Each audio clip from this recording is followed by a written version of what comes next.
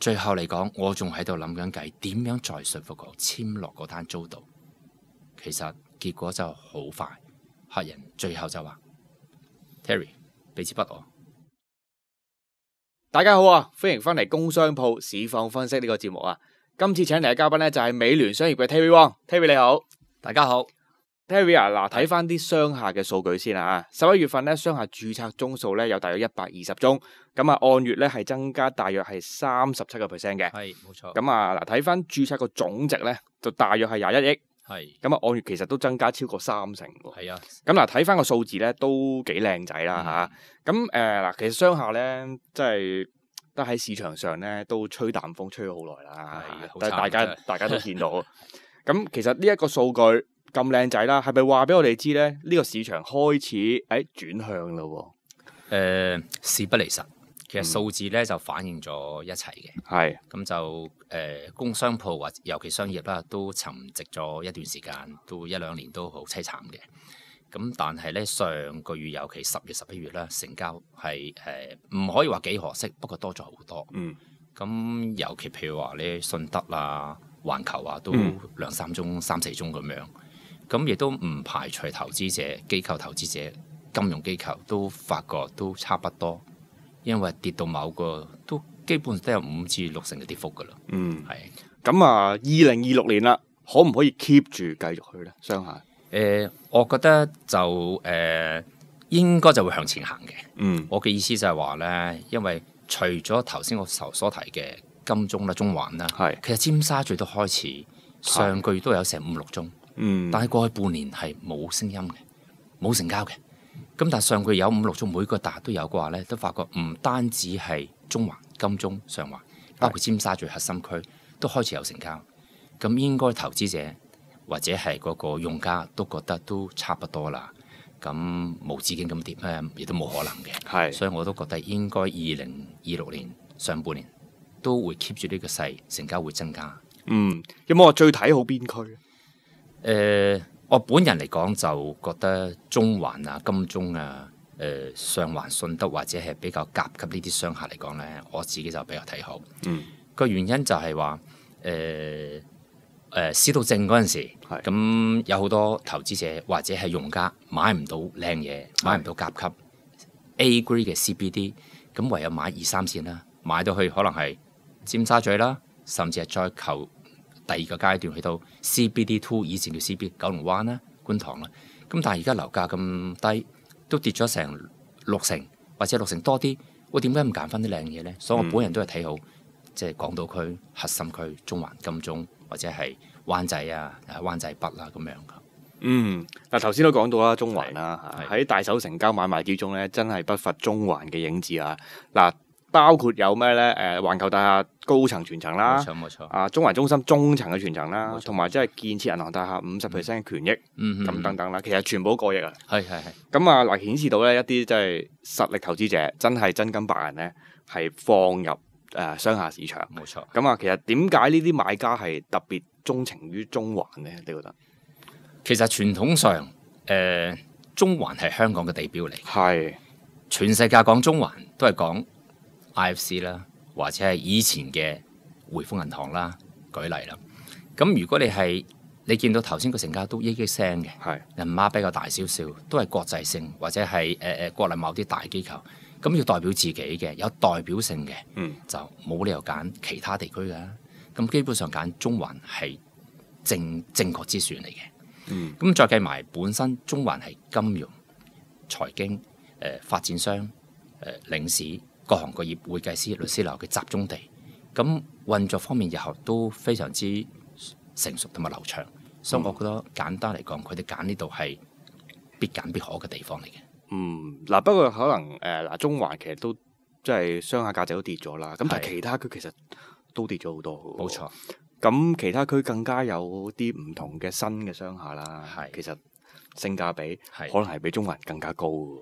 咁點解即係點解仲有咁堅持？係咪真係個吸引力咁大咧？即係其他區俾唔到佢咩？即係呢啲優勢。其他區都俾到，但係問題如果呢一類型嘅金融機構投資者或者國際性嘅公司要有一個代表自己喺香港地位。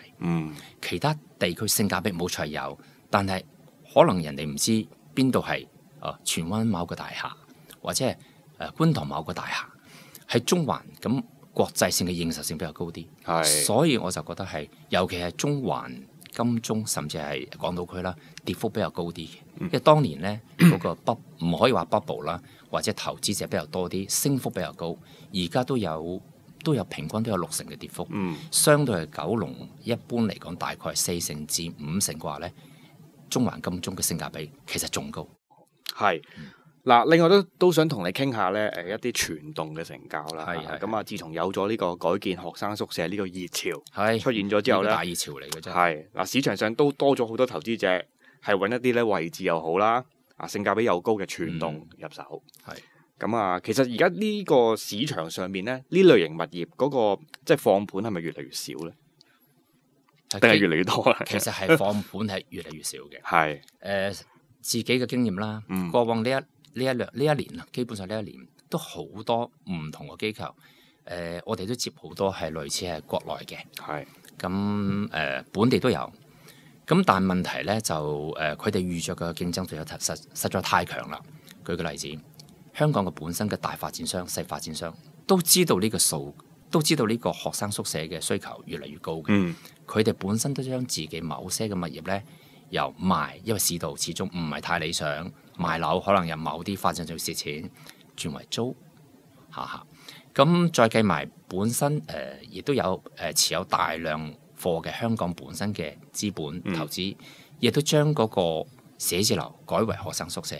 好啦，大學本身又參與去賣，所以其實包括仲有啲我哋有啲客人嚟講係本身係有錢，不過見到有熱潮想參與，其實嚟講佢哋好困難嘅，因為佢根本就冇經驗。甚至俾咗貨佢都要研究好耐，研究嚟走咗啦。所以變咗嚟講，我自己都覺得係應該個樓價甚至個價錢會向上升，但係貨源係越嚟越少，因為主要大家都係集中喺核心區，你冇理由買咗個新界偏僻嘅地方做學生宿舍噶嘛。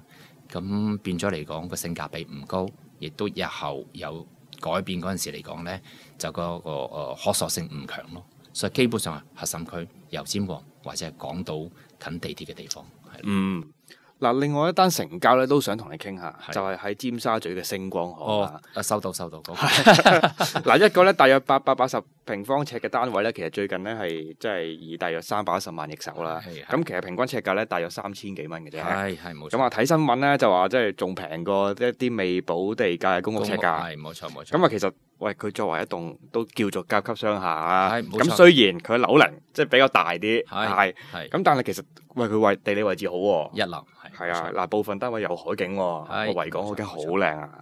咁其實性價比係咪真係高咧？呢棟大廈？呢一棟大廈其實嚟講非常之受歡迎嘅。星光行咧，基本上咧喺資料庫咧有700幾個單位。佢內需係好強嘅，所以本身裏邊嘅即係換樓階梯嚟講咧係自然發生嘅。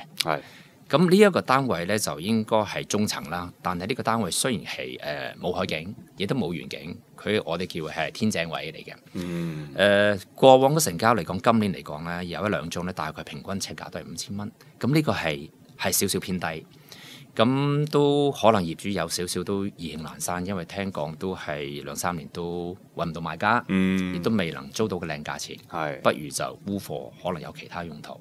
咁就6-7厘回報就好多人都流口水嘅，不過睇唔到下一輪咧有相同嘅價錢，即係呢一個係比較特別嘅 case， 我又覺得唔可以代表成個星光嗰個價值咧向下沉咯，係啦。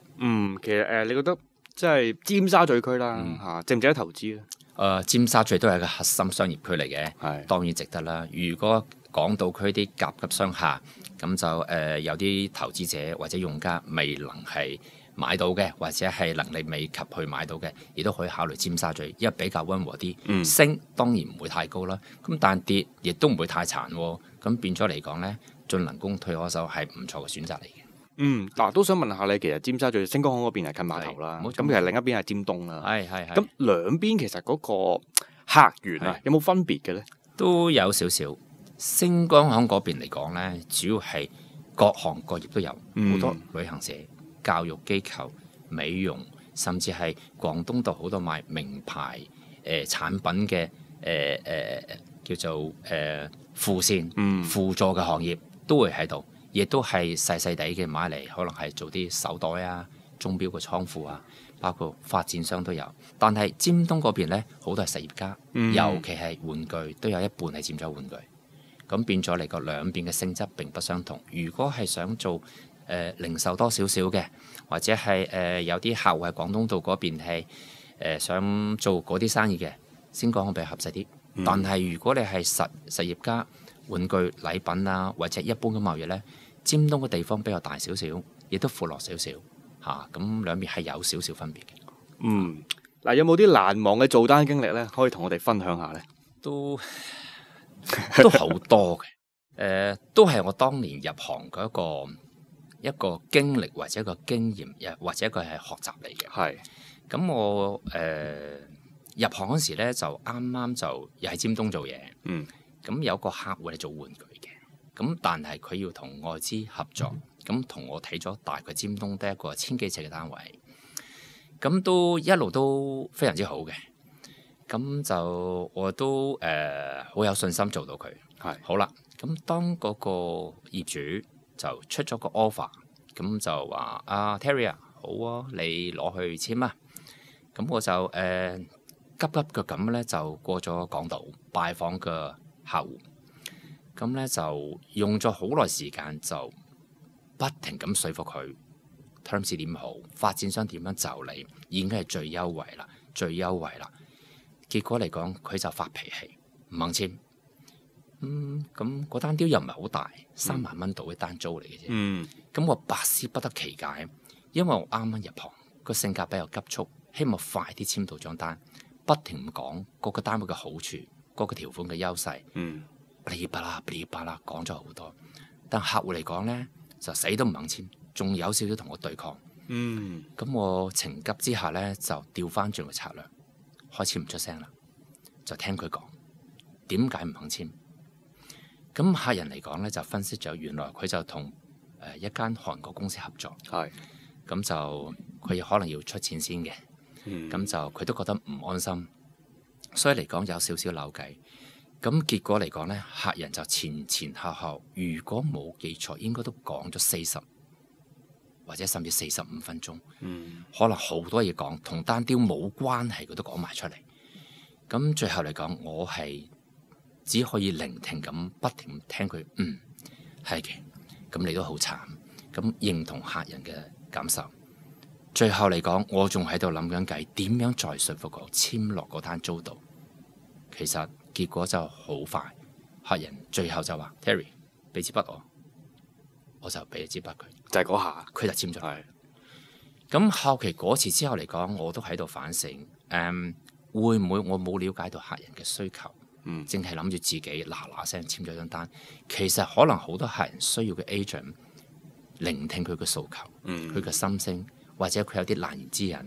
但係講完咗之後，我都冇再 sell 佢，佢自動話俾支筆我，佢就簽咗落去。所以嗰次之後令我都深刻嘅感受，我以後都係好多時，包括我自己，甚至我帶 team 嗰陣時，我都同同事講：你多啲聆聽，聽完佢講先，講完你再慢慢答，亦都唔會同個客戶爭説話、搶答咁樣。咁呢個都係我其中一個我自己覺得係唔錯嘅經歷，或者令到我會成長得更加好。即係有時其實人與人之間嘅關係啦，都喺入面，即係唔係話淨係喂。簽唔簽，租唔租，冇錯，係啦，即係唔係咁黑白分明嘅。有時冇錯，情緒佢要釋放，聆聽。其實佢根本就想簽，不過agent 太急啦，可能係我哋太急。好，今日好多謝 Terry 上嚟同我哋一齊傾偈啊！咁我哋下一集市況分析再見。好，拜拜。記得 like 我哋條片，訂閱我哋美聯工商鋪 channel，同埋分享俾你身邊嘅朋友啦。